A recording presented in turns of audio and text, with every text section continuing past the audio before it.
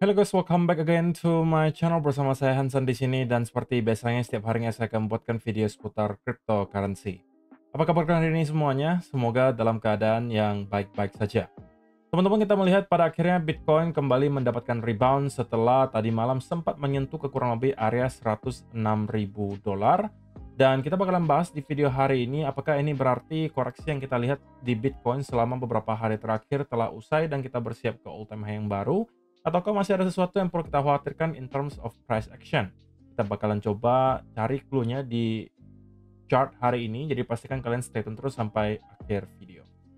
Nah, teman-teman, per hari ini kita melihat crypto global market cap itu berada di angka 3,43 triliun dolar atau naik sekitar 1,09%. Sedangkan kalau kita melihat top 10 coin sendiri, keadaannya juga dominan berwarna hijau, kenaikannya ranging antara 0, sekian persen hingga kurang lebih 2%. Dan yang menjadi top performer hari ini adalah Cardano, bahkan kenaikannya sampai 3, sekian persen, spesifiknya 3,49% ke 0,7664 dolar. So, itu adalah outlook sementara dari beberapa top coin yang ada. Sekarang kita langsung saja masuk ke beberapa data dan berita terbaru hari ini. Nah, yang pertama teman-teman, setelah kita mendapatkan adanya rebound dari Bitcoin, kita tahu bahwa semalam itu sempat ada terjadi liquidation atau liquidity sweep yang terjadi di kurang lebih range 106.900 sampai kurang lebih 106.600 roughly. Gitu ya, kita sempat membuat satu lagi lower low baru meskipun itu hanya sekedar fake out ke kurang lebih 106,5, and then kita start untuk mendapatkan rebound dari sana. Nah, menariknya kalau teman-teman perhatikan sampai dengan sekarang masih terdapat tumpukan likuidasi yang lumayan besar yang berada sedikit di atas harga Bitcoin sekarang. Spesifiknya itu ada di angka kurang lebih 110.000 dolar sampai 110.500, which is nggak terlalu jauh lagi dari harga yang kita lihat sekarang. Jadi saya rasa ada chance yang cukup kuat bahwa market maker akan bisa mencoba untuk mendorong harganya nyampe ke kurang lebih area tersebut.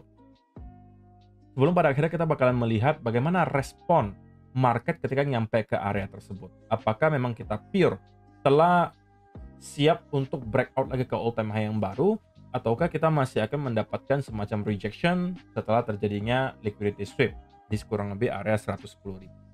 Nah, kita bakalan nanti bahas apa saja clue yang mungkin bisa kita temukan untuk bisa menjawab pertanyaan tersebut. Tapi intinya adalah untuk sementara waktu ada insentif yang cukup besar bagi market maker untuk mencoba mendorong harga Bitcoin minimal ke kurang lebih area 110.000 dolar.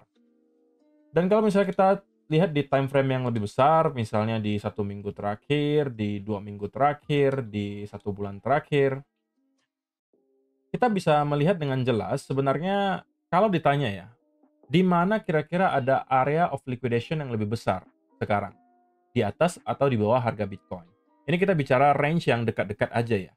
Maka jawabannya adalah di bawah harga Bitcoin, yaitu di kurang lebih area 105.000 sampai 104 roughly, mungkin kurang lebih area tersebut. 105 sih yang lebih banyak gitu ya.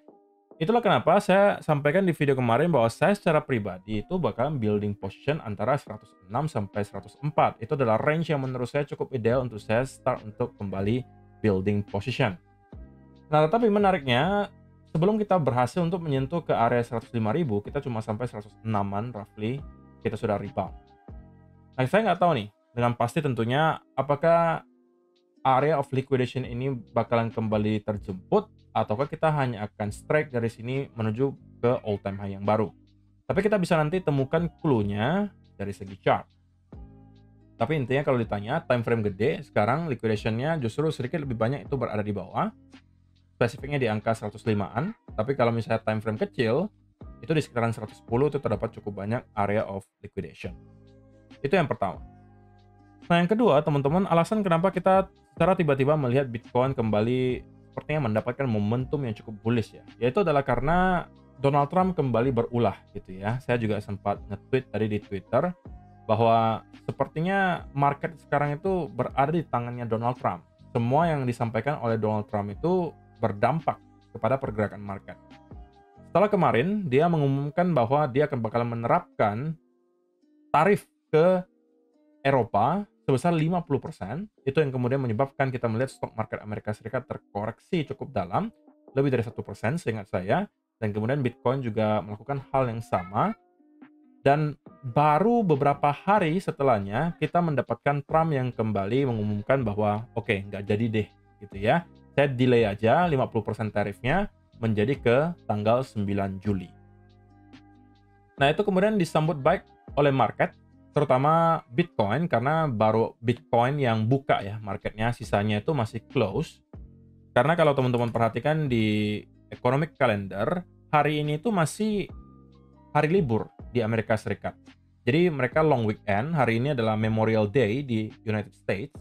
Jadi per hari ini pun pasar saham Amerika Serikat itu belum akan buka, teman-teman. Sehingga yang merespon duluan atas kebijakan yang diterapkan oleh Donald Trump tadi, atau pengumuman yang disampaikan oleh Donald Trump tadi, ya paling cepat memang di Bitcoin. Dan juga ya dollar index gitu ya, langsung terpengaruh karena dollar index per hari ini juga sudah dibuka lagi. So, itu adalah beberapa data dan berita hari yang pengen saya sampaikan untuk kalian. Nah, ini sebagai intermezzo saja, teman-teman. Saya sudah mendapatkan beberapa pertanyaan dari teman-teman yang mungkin sudah join kemarin kompetisi trading saya bersama dengan Margex, bertanya seputaran kapan kok kira-kira pengumuman pemenangnya. Nah, jawaban dari saya adalah segera akan saya umumkan setelah tim dari Margex itu sudah menyelesaikan apa yang mereka perlu lakukan, yaitu mereka perlu rekap gitu ya, siapa aja yang menjadi top 10, kemudian pemilihan random 10 orang di luar top 10 yang bakal menjadi pemenang. Kalau saya expect sih harusnya minggu ini sudah pasti akan ada pengumuman pemenangnya. Cuman secara spesifik saya nggak bisa kasih tahu waktu persisnya kapan, karena memang dari timnya belum ada kasih. Tapi saya sudah berkali-kali follow up dan mereka katakan segera akan diberikan datanya dan segera setelahnya saya akan langsung umumkan. Mungkin pertama akan melalui Telegram Group dulu, karena dari sana pastinya akan lebih gampang ya saya untuk memberikan informasi. Dan juga semalam kita ada sempat masuk ke satu buah setup di altcoin yang juga berhasil naik kurang lebih 7%. Jadi saya pengen ucapkan selamat juga kalau misalnya teman-teman sempat masuk ke setup yang kita bagikan semalam. Untuk teman-teman yang pengen diskusi, pengen dapatkan info-info terbaru, baik melalui saya maupun dari teman-teman yang ada di dalam grup, kalian bisa langsung aja join ke grup Telegram. Linknya ada di kolom description. Itu grup gratis tentunya, jadi tidak dipungut biaya apapun. Kita bisa ngobrol-ngobrol santai di sana, sekalian kita bakalan diskusi market, gitu ya. So, teman-teman, apa yang terjadi ke Bitcoin in terms of price action? Nah, setelah beberapa hari terakhir, kita cenderung mendapatkan ada trading day yang low volume gitu ya, terutama di tanggal 25 dan juga 24 ya. Bahkan 23 juga. 23 masih volatil karena itulah pertama ketika kita mendapatkan drop di sini. Tapi 24, 25 menjelang 26 itu masih low volume day gitu. Dan per hari ini juga sebenarnya saya masih expect volume perdagangan di market nggak akan terlalu tinggi, ya dikarenakan kita belum melihat adanya opening stock market Amerika Serikat gitu ya. Jadi saya akan sedikit skeptis gitu ya untuk mengatakan bahwa hari ini kita bisa melihat Bitcoin ke all time high yang baru, karena saya rasa akan sangat sulit ya, karena masih orang-orang Amerika kan investornya uangnya uang gede semua gitu kan. Yang menggerakkan market itu rata-rata adalah mereka-mereka juga. Jadi kalau misalnya mereka lagi liburan, tidak ada trading day, ya otomatis akan sulit bagi kita untuk mendapatkan ada momentum yang terlalu signifikan. Ya meskipun bukan berarti mustahil ya gitu ya, cuman most likely nggak bakalan di hari ini gitu. Kalaupun kita memang sudah siap untuk ke all time high yang baru. Tetapi regardless teman-teman, yang kita lihat terjadi setelah kemarin kita membuat lagi satu lower low baru di kurang lebih area 106.500, pada akhirnya Bitcoin berhasil untuk rebound cukup kencang. Ya salah satu alasannya karena pengumuman dari Donald Trump yang baru saja kita bahas gitu ya. Dan menariknya juga kalau kita perhatikan, kita juga sudah berhasil untuk breakout di atas sebuah trendline yang terbentuk dari tanggal 23 Mei kemarin. Jadi so far so good untuk Bitcoin, dan saya rasa in the short term juga berdasarkan apa yang sudah kita baca tadi dari segi liquidation heat map, terdapat titik likuidasi yang cukup besar berada di atas angka 110.000 dolar, teman-teman. Spesifiknya itu 110.200 sampai 110.500 kurang lebih. Jadi saya rasa in the short term banget kita juga masih bisa melihat Bitcoin untuk mencoba ya ngetap ke kurang lebih area tersebut. Saya rasa ini tidak terlalu sulit untuk bisa kita lakukan. Terutama karena di time frame kecil pun kalau kita lihat di time frame 15 minutes sekarang teman-teman, ada potensi pembentukan continuation pattern. Mungkin kalau misalnya kita mau lebih jelas itu bisa zoom in lagi ke time frame kecil yaitu 5 minutes, dengan sangat jelas kita bisa melihat bahwa kita sedang membuat sebuah pattern di mana kita cenderung terus membentuk yang namanya higher low, tetapi kita terus reject di sebuah area horizontal resistance yang sama. Nah, ini adalah sebuah pattern yang kita sebut sebagai ascending triangle. Ascending triangle itu in theory tentunya merupakan pattern continuation untuk bullish movement. Jadi beberapa clue menunjukkan bahwa dalam beberapa waktu ke depan, spesifiknya mungkin beberapa jam ke depan, kita bisa melihat Bitcoin pada akhirnya untuk breakout dan mendekati area 110.200 sampai 500. Itu mungkin kurang lebih range yang perlu kita pantau dengan dekat. Karena dari sana, teman-teman, saya rasa kita berpotensi akan mendapatkan at least semacam pullback terlebih dahulu. Kenapa? Karena kalau diperhatikan, area itu sebelumnya merupakan area yang merupakan support yang cukup kuat gitu ya, roughly di sekitaran area ini. Kalau teman-teman perhatikan, kita mungkin bisa zoom out ke time frame yang lebih gede gitu ya, 15 minute chart. Nah, teman-teman bisa melihat dengan jelas area ini sebelumnya merupakan major resistance, kemudian kita sempat flip menjadi area support, support, dan juga support. Dan ketika kita kembali nge-retest ke area tersebut, ya saya rasa akan ada potensi lagi untuk kita mendapatkan semacam selling pressure dari sana. Jadi, kesimpulannya adalah kalau bagi saya secara pribadi, eh, jika Bitcoin berhasil untuk breakout dari ascending triangle ini, catatannya breakout ya teman-teman, breakout di atas ascending triangle ini, maka saya rasa target berikutnya adalah kurang lebih area 110.200 sampai 500 itu akan menjadi target untuk kita hit karena terdapat liquidation di kurang lebih area tersebut. Tapi dari sana saya akan sangat waspada dan merasa bahwa harusnya bakalan ada sedikit rejection gitu ya.